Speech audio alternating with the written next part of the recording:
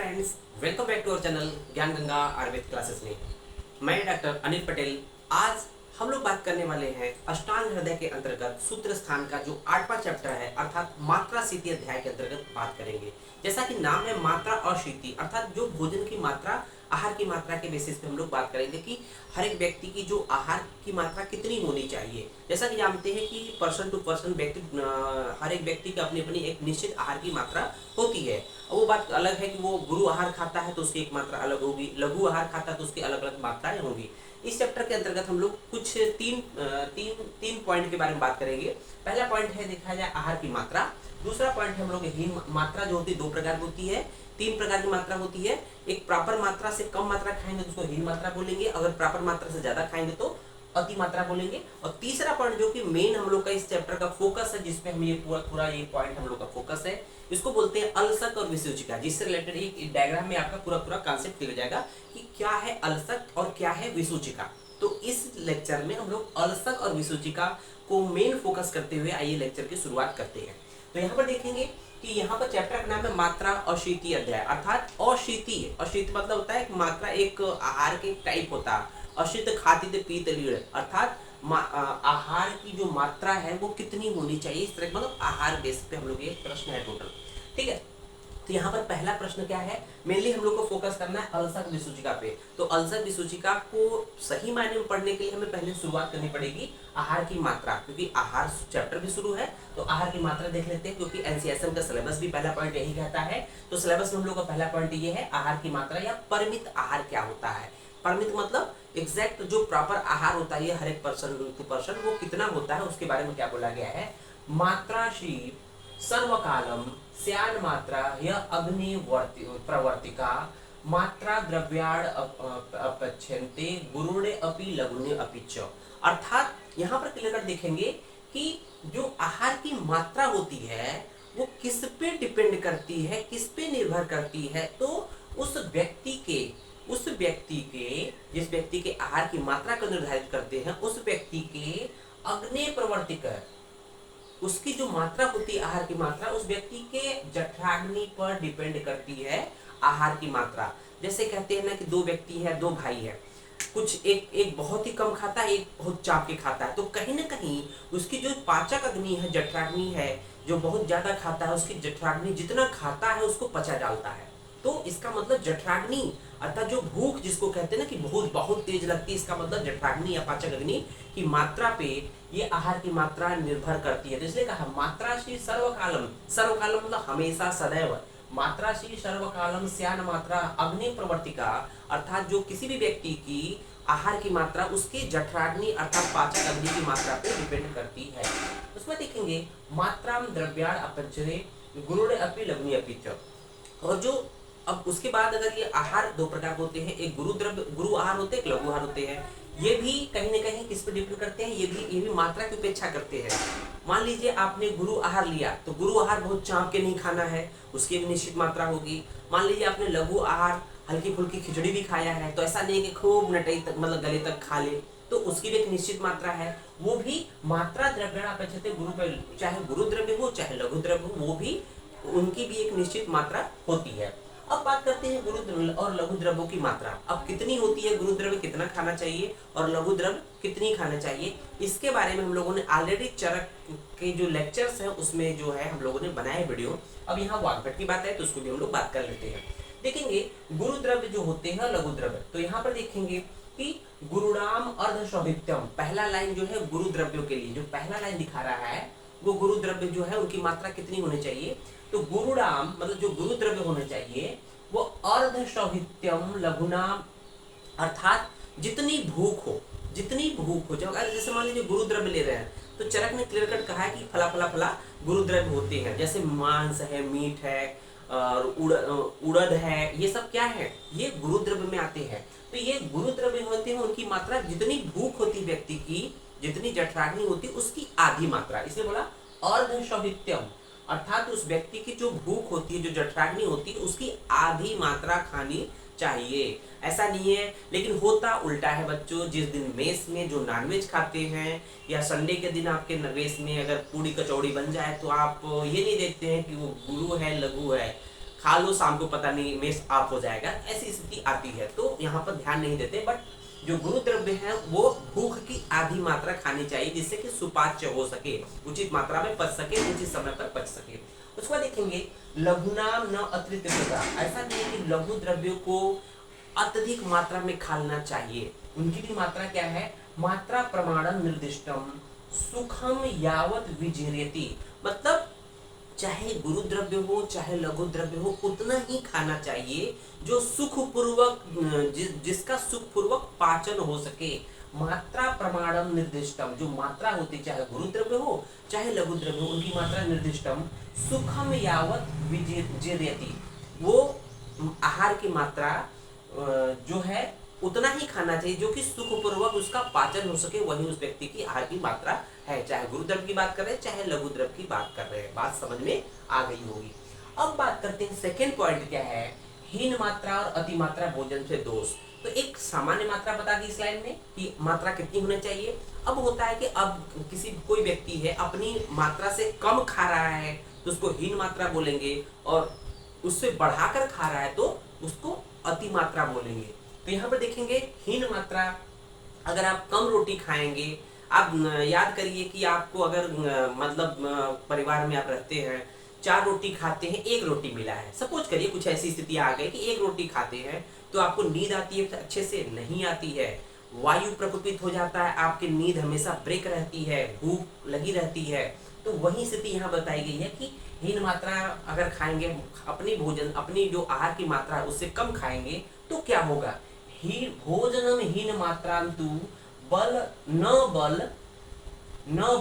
उपचय ऊर्जसे। तो यहाँ पर बोला गया है कि अगर आप अपनी मात्रा से आहार की मात्रा से कम मात्रा खाते हैं या आहार लेते हैं, हीन मात्रा लेते हैं, तो न बल का संचय होता है, न मतलब बल की वृद्धि तो होगी नहीं, और उसके साथ साथ न आपको तृप्ति होती है, नहीं मतलब कि एक बल का संचय होता है या बल की प्राप्ति होती है, न ही तृप्ति होती है। और उसके बाद देखेंगे दूसरी लाइन, उसके बाद देखेंगे सर्वेषां वात रोगाणाम हेतुता ताम च प्रपद्यते। तो जब कम खाएंगे तो वात प्रकोपित होता है, वात प्रकोपित होकर क्या करेगा, वात जन रोग उत्पन्न करने के चांसेस बढ़ जाते हैं। इसलिए जो मात्रा है वही मात्रा खानी चाहिए, बहुत ज्यादा डाइटिंग के पीछे नहीं लगना चाहिए बच्चों।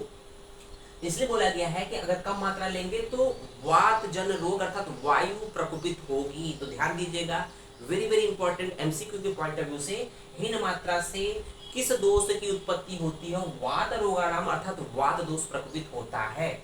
उस पर देखेंगे जो सेकंड पॉइंट है वो अति मात्रा की बात कर रहा है। तो अति मात्रा अगर मान लो भोजन ले लिया उसके क्या दोष होंगे, उसके क्या दुष्परिणाम होंगे, उस पर देखेंगे अति मात्रा पुनः सर्वनाशु दोषाणाम प्रकोपयेत। अति मात्रा लेने से, अपनी आहार की मात्रा से ज्यादा मात्रा लेने से सभी दोष अर्थात वात पित्त कफ तीनों दोष प्रकोपित हो जाते हैं बच्चों। तो ध्यान दीजिएगा कि हीन मात्रा लेने से केवल और केवल वात दोष प्रकोपित होते हैं, जबकि अति मात्रा लेने से वात पित्त कफ तीनों प्रकोपित होते हैं। अब बात आती है अलसक और विसूचिका की, जिसपे हम लोगों ने मेन फोकस टॉपिक इस लेक्चर का मेन फोकस था अलसक और विसूचिका की। अलसक जैसा कि नाम से परिचित है, अलसी भूत हो जाना। कभी कभी देखते हैं गर्मियों का समय आ ही गया है, कभी कभी देखते हैं कि आप लोग कहीं न कहीं ज्यादा मात्रा में जब खाना खाते हैं, ये कब होता है, अल्सर और विसूचिका का कारण और चिकित्सा पढ़ेंगे हम लोग। तो कारण क्यों होता है, जब अति मात्रा लेते हैं, जब अति मात्रा भोजन की, अति मात्रा आहार की अति मात्रा लेंगे तो वहां पर तीनों दोष प्रकोपित होकर कभी कभी होता है कि जब आप सुबह उठते हैं या रात में देखते हैं कि बिल्कुल पेट फूला फूला सा है, कुआ कुआ सा है, ज्यादा मात्रा की वजह से न वो ऐसा लगता है कि अगर टॉयलेट भी चले जाए, जिससे पेट साफ हो जाए तो भी आराम मिल जाए, और वोमिट हो जाए तो भी आराम मिल जाए, लेकिन होता दोनों नहीं, तो उसको बोलते हैं अलसक।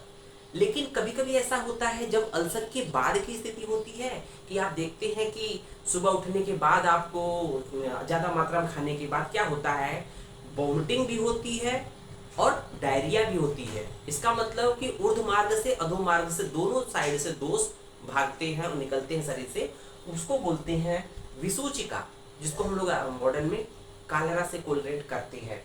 तो आइए देखते हैं अल्सर विसूचिका का कारण और चिकित्सा। तो यहाँ पर देखेंगे हम लोग अलसक विसूचिका का कारण, सबसे पहले दोनों का कॉमन ज्वाइंट हम लोग कारण देखेंगे। तो दोनों का कारण एक ही है, अति मात्रा में भोजन करना। तो देखेंगे तो पीड्यमानान पीड्यमानान ही वाताद्या युगपत्तेन कोपिता आमेन आमेन अन्येन दुष्टेन तदेव तदेव अविश्य कुर्वते विष्टभ्यन्तो अलशकः च्याव्यन्तो विसूचिकाम् अध उत्तरम मार्गाभ्याम सहसय वाजिता आत्मन। तो यहाँ पर मीनिंग है कि अत्यधिक मात्रा में, मतलब अपनी मात्रा से ज्यादा मात्रा, या जो ये लाइन है अति मात्रा में आहार भोजन करने से क्या होता है कि पीड्यमाना ही वाताद्या। तो वात पित्त का वाताद्या मतलब वातादि दोष अत्यधिक मात्रा में भोजन लेने से प्रकोपित हुए। पीड्यमान मीन्स, पीड्यमान मतलब प्रकोपित हुए। जो वात पित्त कफ दोष क्या करते हैं, एक साथ कुपित हो जाते हैं। युगपत्तेन कोपिता, एक साथ कुपित होकर ये जो भोजन होता है उसको आम, अर्थात तो भोजन पचेगा नहीं, तो उस अपक अन्न को दूषित कर देते हैं और साथ ही साथ उनके साथ ही रुक जाते हैं। तो इसका मतलब ये अलसीभूत हो जाते हैं। उसको हम लोग क्या बोलते हैं कि विष्टम्भ्यन्तो अलशक, अब उसको विष्टम्भी हो जाते हैं, अर्थात एक जगह शरीर में आमाशय में रुके रहते हैं, तो उसको बोलते हैं अलसक बोलते हैं। अर्थात कि जब अत्यधिक मात्रा में भोजन ले लेते हैं तो क्या होता है कि वात पित्त कफ प्रकोपित होकर जो आम दोष होता है या जो भोजन होता है वो आम की अवस्था में होता, पचा नहीं होता, उसके साथ मिलकर आमाशय में एक जगह पड़े रहेंगे, न ऊपर जाएंगे न नीचे जाएंगे। इस अवस्था को हम लोग आम दोष अलसीभूत हो गए, अर्थात निष्क्रिय अवस्था है, न ऊपर जा रहा है न नीचे से, न गुदा मार्ग से निकल रहा है, उसको हम बोलेंगे अलसक। ठीक है बच्चों। और यही इसका जस्ट अपोजिट, जब ये आम दोष जो है वो ऊपर मार्ग से अर्थात मुख मार्ग से अर्थात बमन क्रिया के द्वारा बाहर निकल रहा है, और नीचे अर्थात गुदा मार्ग से जो है विरेचन की क्रिया के द्वारा निकल रहा है बाहर, और साथ ही साथ शरीर में सुई के चुभोने जैसी पीड़ा उत्पन्न करे, उसको हम लोग विसूचिका बोलते हैं। उसको हम लोग कोरिलेट करते हैं कॉलरा से। तो यहाँ पर दिया है कि च्यव अंतो विसूचिका अध उत्तरम मार्गाभ्याम। अध मतलब नीचे डाउनवर्ड, अध का मतलब नीचे डाउनवर्ड अर्थात विरेचन की बात कर रहा है, गुदा मार्ग से कर रहा है, और उत्तर मतलब ऊपर मार्ग से अर्थात मुख मार्ग से अर्थात बमन से कर रहा है। अर्थात जो वात पित्त कफ से साथ प्रकोपित जो आम था या जो पचा हुआ भोजन नहीं था, वो दोषों के साथ मिलकर मुख मार्ग से और गुदा मार्ग के साथ एक साथ शरीर से बाहर निकलता है, और इसलिए कह रहा अध उत्तरम मार्गाभ्याम सहसर्वाजितात्मना। तो उसको हम लोग विसूचिका कहते हैं। तो जैसा कि आप लोग देख रहे हैं, अलसक और विसूचिका, ये याद हो जाएगा कि आमदोष जो है वो आमदोष का मतलब कि जो अपक कंडीशन में जो एक तरह से भोजन है वो दोषों के साथ मिलकर अगर आमाशय में ही अलसीभूत हो जाए तो उसको अलसक कहते हैं। और यही दोष अगर आम दोष जो होता है ऊर्ध्व भाग से अर्थात मुख मार्ग से निकले, अर्थात बमन क्रिया के द्वारा निकले, या गुदा मार्ग से अर्थात विरेचन क्रिया द्वारा निकले, शरीर से बाहर निकलते, इसको हम लोग विसूचिका कहते हैं। तो यहाँ देखेंगे अलसक का लक्षण। आपने अलसक को डिफाइन कर लिया, अब अलसक के लक्षण क्या होते हैं, अलसक एग्जैक्ट किसे कहते हैं इसको देखते हैं कि प्रयाति न ऊर्ध्वम न अधस्ताद आहारो न च पच्यते।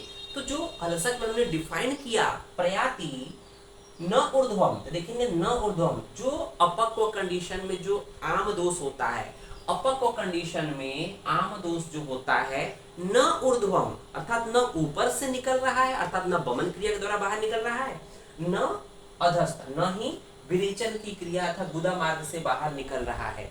इसका मतलब कि एक जगह अलसीभूत है, निष्क्रिय है। और तीसरा पॉइंट क्या है, न च पच्यन्ते और न ही पचता है। तो अलसक में क्या होता है कि न ऊर्ध्व भाग से मतलब अर्थात न मुख मार्ग से जो आमदोष निकलता है, न अधो मार्ग से अर्थात गुदा मार्ग से निकलता है, न ही पचता है।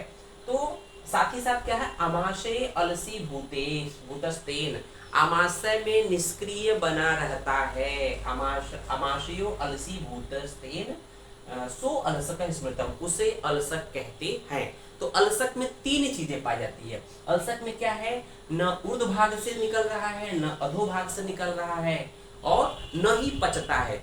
ये तीन लक्षणों के साथ ये क्या करता है कि आमाशय में ही अलसी भूत पड़ा रहता है, निष्क्रिय पड़ा रहता है, उसको हम लोग अलसक बोलते हैं। समझ में आ गया हो बच्चों। उसके बाद देखेंगे विसूचिका का लक्षण। अलसक का लक्षण देख लिया आप लोगों ने। अब देखते हैं विसूचिका। जैसा कि नाम है विसूचिका, सूचिका का मतलब होता है सुई। आपने देखा होगा निडल, निडल सूचिका बोलते हैं निडल को, सुई, सुई धागे वाला जो होता है निडल, तो चुभता है ना, अगर किस गलती से अगर लग जाए बॉडी पे तो चुभता है। तो विसूचिका अर्थात इस कंडीशन में क्या होता है, शरीर में निडल के चुभोने जैसी पीड़ा होती है, इसलिए उसको बोलते हैं विसूचिका। तो समझ में आया ना, विसूचिका मतलब निडल से चुभोने जैसी शरीर में जैसे पीड़ा हो रही है, उसको बोलते हैं विसूचिका। और इसमें क्या होता है कि जो आहार होता है या जो आम दोष होता है, ऊर्ध्व भाग से और अधो भाग दोनों, अर्थात देखते हैं ना कि दस्त और डायरिया, मतलब कि लूज मोशन और वोमिटिंग दोनों एक साथ होती है, इसकी खासियत है। जबकि अल्सर में ये दोनों नहीं हो रहे थे, और विसूचिका अर्थात जो कॉलरा है उसमें ये दोनों एक साथ हो रहे हैं, यही बेसिक डिफरेंसेस है। तो विसूचिका का लक्षण देखेंगे, विविधैर वेदनो उद्भेद, विविधैर वेदनो उद्भेर दैवार वादी भी वृषकोपत, अर्थात अत्यधिक मात्रा में भोजन करने से, वातादि दोष के प्रकोपित होने से विविध वेदना अर्थात विभिन्न प्रकार की वेदनाएं अर्थात चुभन, जो दर्द उत्पन्न होते हैं, और वो दर्द कैसे होते हैं, सूची भीरव गात्राणि विध्यंती, जिस प्रकार से सुई को चुभाने जैसी पीड़ा शरीर में, सूची भीरव, सूची भीरव मीन्स, सूची मीन्स होता है निडल, सुई, सुई के चुभ शरीर में, गात्राणि मतलब शरीर में चुभाने जैसी पीड़ा उत्पन्न करती है, उसको हम लोग विसूचिका कहते हैं। समझ में आ गया हो बच्चों। अब देखते हैं, अब इसकी चिकित्सा की बात करेंगे, क्योंकि हम लोग को एक सिलेबस में क्या पढ़ना है, अलसक और विसूचिका के कारण या पैथोजेनेसिस, पैथोजेनेसिस, और साथ ही साथ उसका मैनेजमेंट अर्थात उपाय या चिकित्सा के बारे में देखना है। तो यहाँ पर अलसक में चिकित्सा या अलसक की चिकित्सा क्या है उसके बारे में देखते हैं। तो अलसक अर्थात जो दोष अलसीभूत हो गए, तो इसमें 3 पॉइंट याद रखना बच्चों। 3 पॉइंट कौन कौन से याद रखना है। पहला पॉइंट जो है साध्य अलसीभूत आम, जो साध्य है, या ध्यान रखिएगा जो साध्य है, ऐसा नहीं कि यह साध्य भी होता है, तो इसका मतलब कि जो बहुत क्रॉनिक होगा वो असाध्य हो जाएगा, तो जो बहुत नवीन है वो साध्य होता है। तो साध्य अलसीभूत जो आम है, आम दोष है, उसका क्या कराना है, बमन कराना है। पहला पॉइंट याद रखना है बमन।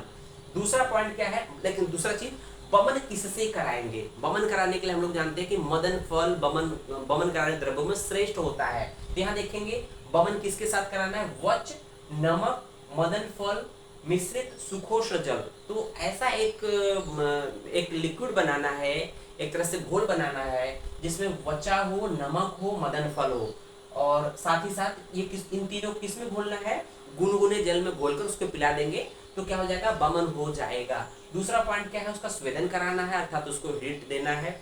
और तीसरा है फलवर्ती। फलवर्ती जो है वायु और मल का अनुलोमन करती है। तो यहाँ मुख्यतः अलसक में 3 याद रखना है, बमन, स्वेदन, फलवर्ती।